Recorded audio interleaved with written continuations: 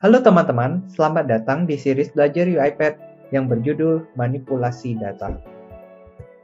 Series ini merupakan topik keempat dari total 9 series Belajar UiPath.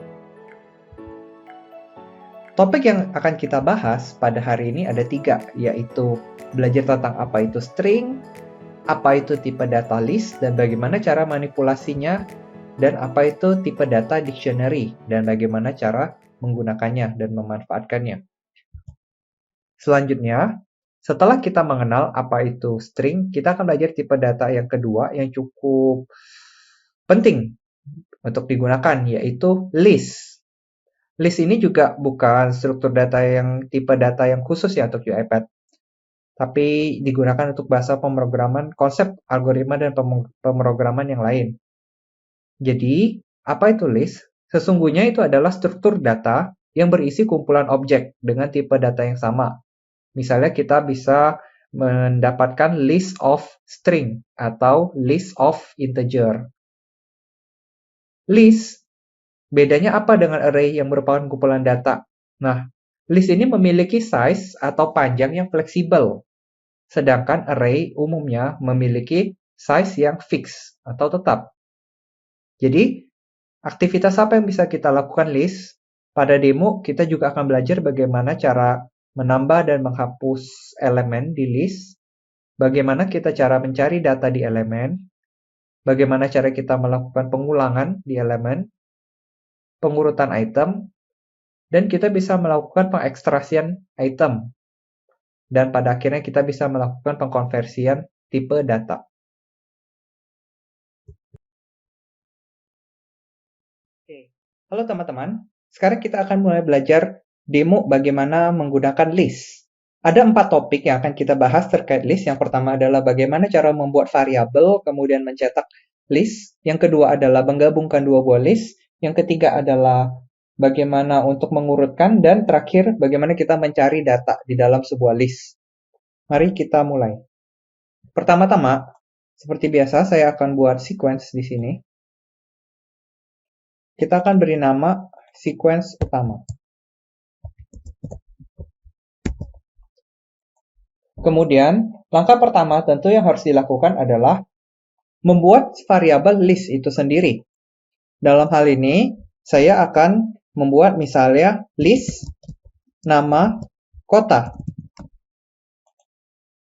Tipe data, di sini kita akan menggunakan list. Namun, karena tidak ada di sini, kita bisa memilih browse for type, kemudian kita bisa ketik list di sini. Kemudian saya bisa pilih System Collection Generic List. Nah, kita harus memilih. Seperti yang kita tahu, list itu mirip array, merupakan kumpulan dari suatu data. Jadi kita harus menentukan, kita mau menentukan kumpulan tipe data apa. Dalam demo kali ini akan saya coba gunakan tipe data string di sini, karena kita akan menggunakan nama kota. Oke, dan variabel sudah terbentuk. Nah, untuk pembuatan list sendiri, ini sedikit unik ya. Kita harus mengassign default value untuk awal sebagai tujuan untuk instansiasi suatu variabel dari list. Jadi, konsepnya sama seperti instansiasi kelas pada konsep object-oriented programming. Oke, sintak yang digunakan adalah, saya akan gunakan di sini, new list, buka kurung, of spasi string. Jika saya ingin mengisi isi dari list tersebut, maka saya bisa buat from, buka kurung, kurung awal, tutup kurung awal. Misal saya ketik Jakarta, misalnya Bandung, atau Palembang misalnya.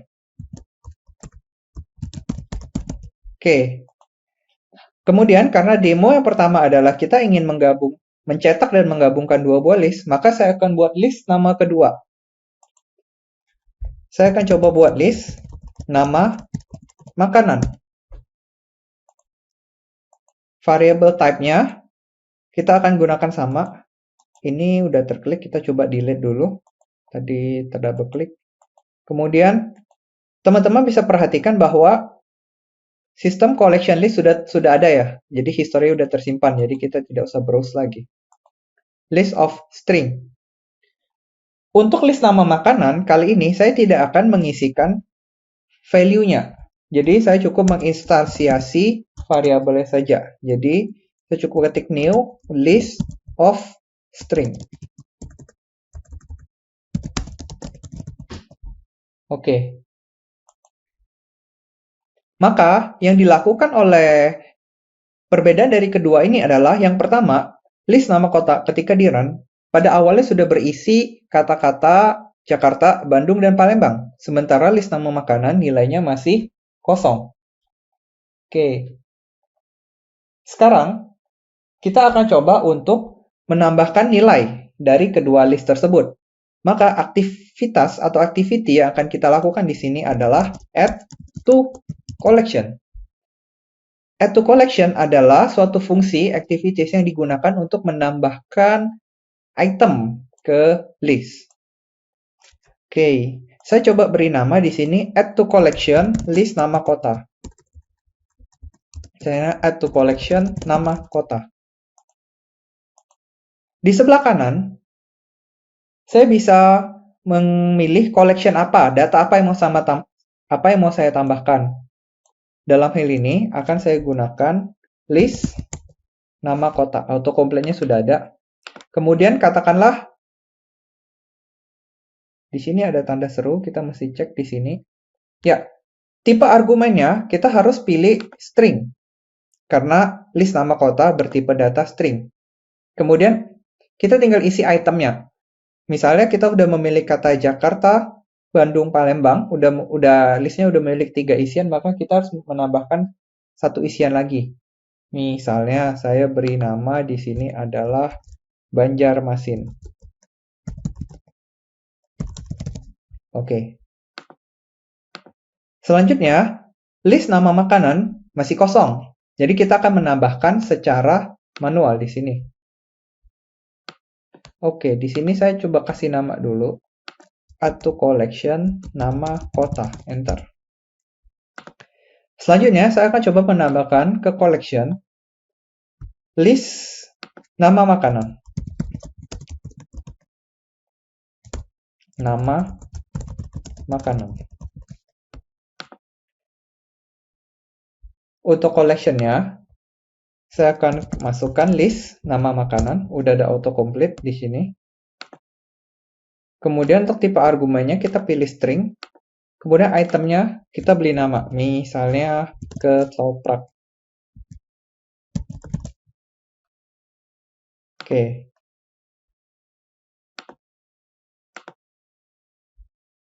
Coba list tuh nama makanan. Oke. Maka kita udah mendapatkan 2 buah list. Yang pertama adalah list nama kota yang berisi 4 value. Kemudian list nama makanan yang berisi 1 nilai. Selanjutnya, kita bisa coba untuk mencetak hasil list tersebut ya. Saya tambahkan dulu log message di sini. Misalnya, saya akan ketikkan kata-kata info udah cukup untuk demo. Demo mencetak list.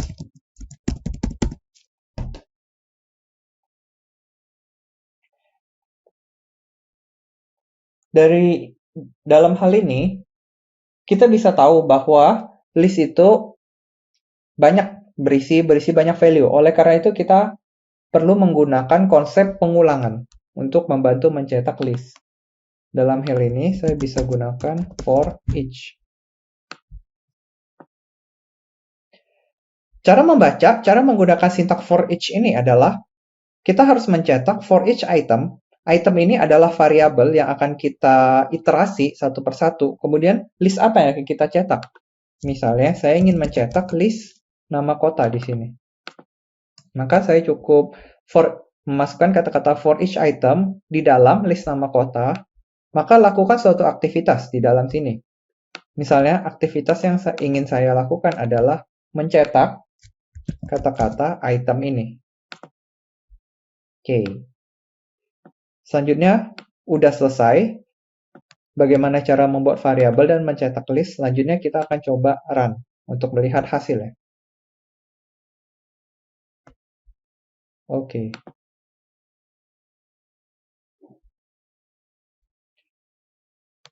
Teman-teman bisa lihat pada bagian output, demo mencetak list, kita bisa mencetak 4 kota di sini, Bandung, Palembang, Banjarmasin, dan Jakarta. Oke. Selanjutnya, kita akan melakukan demonstrasi untuk mencetak bagaimana menggabungkan dua list tadi, yaitu list nama kota dan list nama makanan. Untuk itu, kita akan coba membuat satu variabel lagi yang berguna sebagai penampung untuk menggabungkan dua list tersebut. Dan kita beri nama list gabungan. Di sini saya coba beri nama list of string. Sama. Kemudian saya coba instansiasi dari kosong.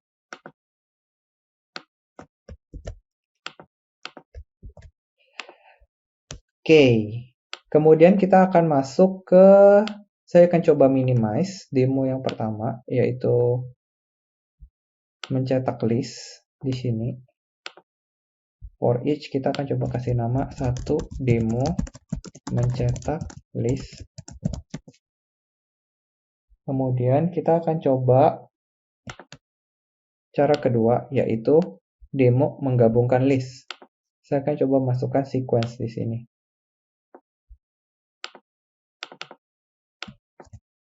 Demo menggabungkan list. Oke.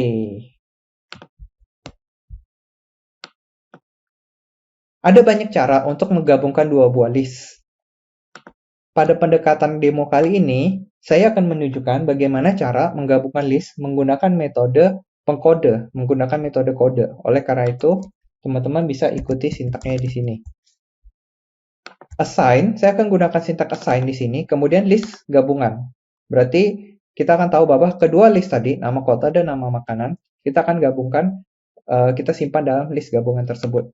Kemudian untuk expression-nya sendiri, kita akan gunakan ekspresi dari sintak Visual Basic. Kemudian, saya akan coba tunjukkan di sini, kita bisa klik, kita bisa ketik kata-katanya.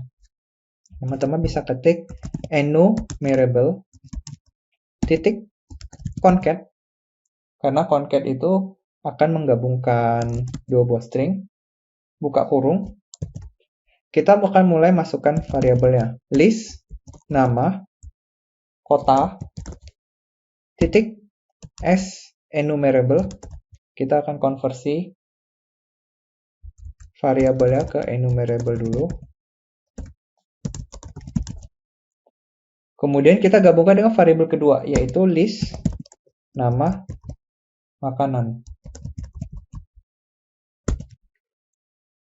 Kita akan coba gunakan s enumerable. Jadi yang kita lakukan adalah kita mengkonversi tipe data dari list ke tipe data enumerable terlebih dahulu dengan sintak s enumerable. Kemudian kita gunakan fungsi enumerable untuk menggabungkan dokumen. Dan dikarenakan kita menginginkan hasilnya dalam bentuk list, maka kita akan konversi kembali hasil tersebut menjadi list.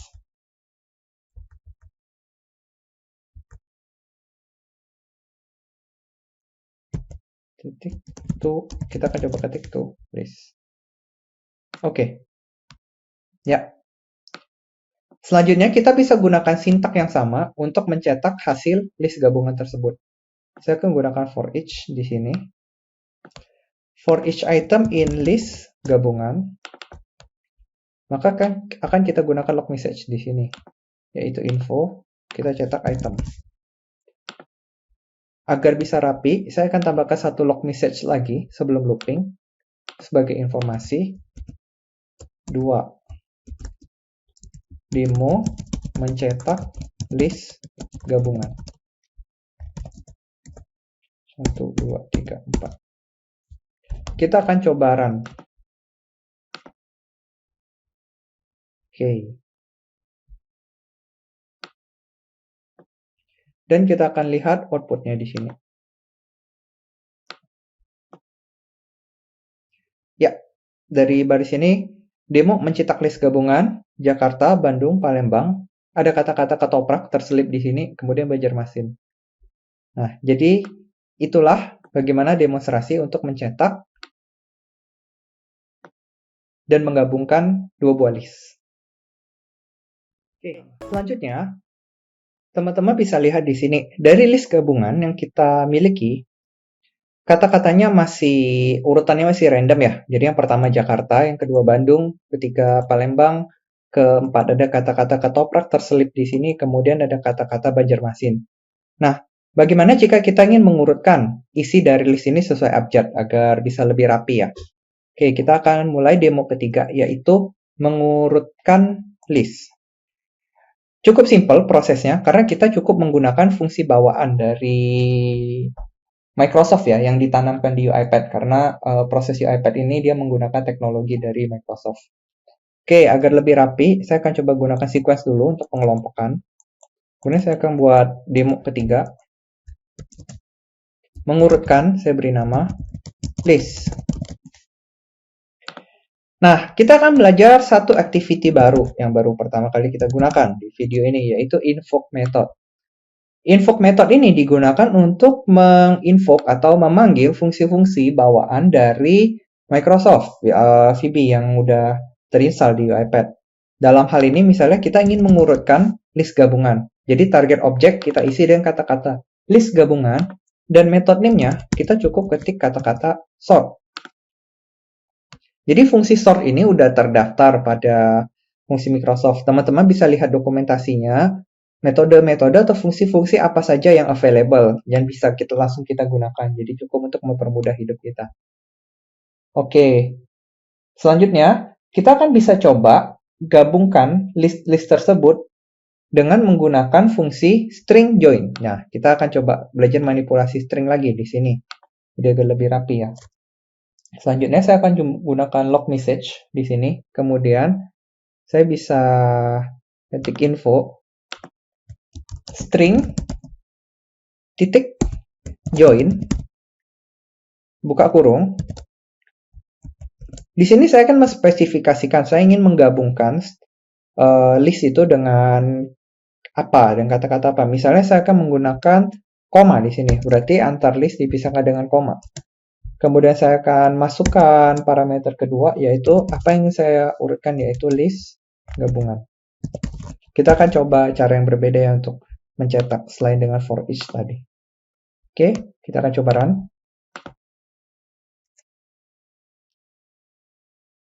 Dan kita lihat hasilnya. Output.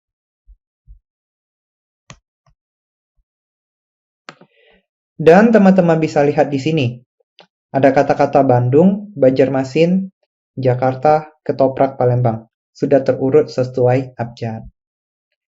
Oke, cukup gampang ya. Selanjutnya kita akan coba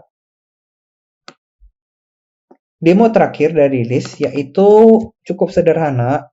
Bagaimana mencari data dalam list. Mencari list. Oke. Saya akan coba masukkan log message dulu di sini. Demo pencarian list. Untuk mencari suatu data list, kita akan gunakan konsep iterasi ya, iterasi. Jadi pencarian iterasi pengulangan sederhana. Untuk itu, kita butuh satu variabel untuk mensupport iterasi kita. Jadi, variasi ini misalnya saya beri nama counter di sini, karena kita harus menggunakan pengulangan itu ya, di sini. Kemudian, saya akan menggunakan kata-kata berubah tipe datanya di integer. Untuk scope-nya kita akan coba gunakan di scope pada sequence ini cukup ya. Jadi variabel ini tidak akan kita gunakan di variabel yang lain. Oke, selanjutnya kita akan gunakan for each. Misalnya kita akan cari kata-kata list gabungan di sini. Oke. Nah, untuk pencarian kita sedikit advance ya. Kita menggunakan fungsi pengulangan dan flow control, yaitu if di sini. Jadi kita gabungkan di sini. Misalnya, kita ingin mencari kata-kata Jakarta di sini. Berarti apakah Jakarta ditemukan di elemen keberapa pada list tersebut? Maka kita akan coba menggabungkan jadi sudah for each diiterasi satu persatu di dalam list. Kemudian kita akan gunakan if jika item atau suatu item dalam list kita konversi dulu ke string, itu nilainya sama dengan kata-kata Jakarta. Maka aksi apa yang akan kita lakukan? Kita bisa cetak pesan misalnya. Info ya kata-kata Jakarta atau ya Jakarta ditemukan dalam list pada elemen ke spasi. Kita ingin tahu kata-kata itu di elemen keberapa. Kita tambahkan kata-kata counter di sini. Oke. Kemudian kita harus konversi kata-kata itu ke string. Oke, ya Jakarta ditemukan pada elemen ke berapa. Jika tidak, berarti jika tidak ditemukan ya, maka saya bisa copy paste di sini. Kemudian saya klik di sini, kemudian saya paste. Saya tinggal ketik tidak.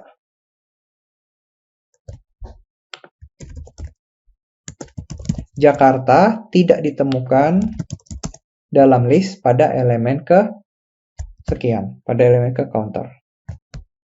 Oke. Untuk itu, kita harus membuat assign di luar pengulangan ini adalah nilai awal dari counter tersebut. Saya ingin coba lakukan di sini. Counter, saya inisialisasi dengan 0. Dan pada setiap looping, kita harus melakukan increment atau peningkatan nilai counter tersebut. Dengan cara, kita boleh lakukan counter plus 1. Jadi nilainya akan bertambah satu per satu. Oke. Udah selesai, kita akan coba run ya terhadap kode tersebut.